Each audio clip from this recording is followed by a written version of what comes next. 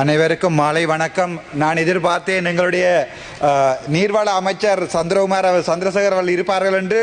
அவருக்கு தெளிவாக சொல்லுறேன், நான் யாழ்ப்பாணத்தில் பிறந்தவன், தேசிய தலைவன் பிரபாகரன் பிறந்த வல்வெட்டித்துறையை பார்த்து வளர்ந்தவன் என்ற அடிப்படையிலே நான் இந்த விடயத்தை அவருக்கு சொல்ல விரும்புகிறேன். நாங்கள் சர்க்கஸ் கூடாரம் வைத்தாலும் அங்கே கழுதைகள் குதிரைகள் வந்து நின்றாலும் அவற்றுடன் சேர்ந்து படம் எடுப்பதற்கு தயாராகத்தான் இருக்கிறோம்.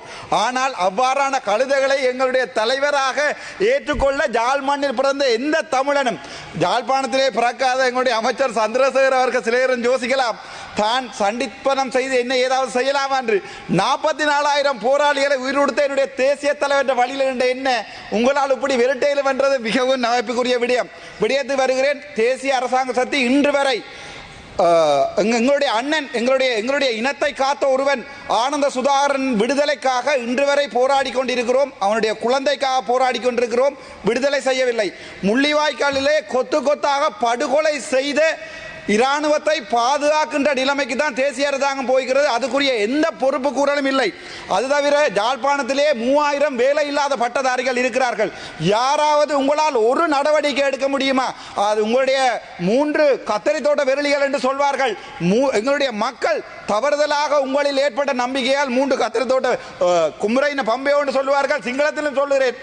3 கத்தரி தோட்ட விரலிகளால் யாழ்ப்பாணத்திலே ஏதாவது நடந்திருக்கின்றால் இல்லை.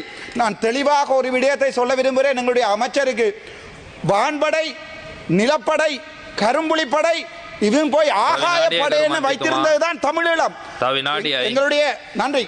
எங்களுடைய நீங்கள் போய் விக்கிபீடியா பார்த்தால் தெரியும், டிஃபெக்டோ ஸ்டேட் எனப்படுகின்ற ஸ்டேட்டை உருவாக்கிய தமிழ தேசிய தலைவர் பிரபாகரனுடைய பிறந்த மண்ணிலே போய், அது மட்டுமல்ல உங்களால் கொலை செய்யப்பட்ட ரவிராஜ் அண்ணாவினுடைய சாவச்சேரியிலும், உங்களை விட எனக்கு வாக்கு கூடிய சாவச்சேரியிலும் போய் எங்களுடைய மதிப்புக்கு உரிய ஜனாதிபதி போய் உள்ளூராட்சி தேர்தலுக்கு சர்க்கஸ் கூடாரத்தில் நின்று ஆடுவதற்குரிய தேவையை உங்களை யாழ்ப்பாணத்து மண் இப்போது செய்திருக்கிறது.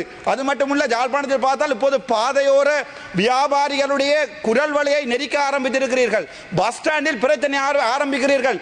நான் நினைக்கிறேன் தேசிய அரசாங்க சக்தி, நான் உங்களுடைய ஆதரவாக இருந்தவன், என்னை திட்டமிட்ட ரீதியிலே டிசிசி மீட்டிங் வரக்கூடாது என்பதற்காக 23ஆம் தேதி நடந்த சம்பவத்துக்காக 29ஆம் தேதி வரை வெயிட் பண்ணி என்னுடைய மொபைல் போனை ட்ராக் பண்ணி இதுக்குரிய பதிலை அடுத்தடுத்த கிழமைகளில் நான் சொல்லுகிறேன். சந்தோஷத்தை முடிந்தால் வர சொல்லுங்கள். நன்றி.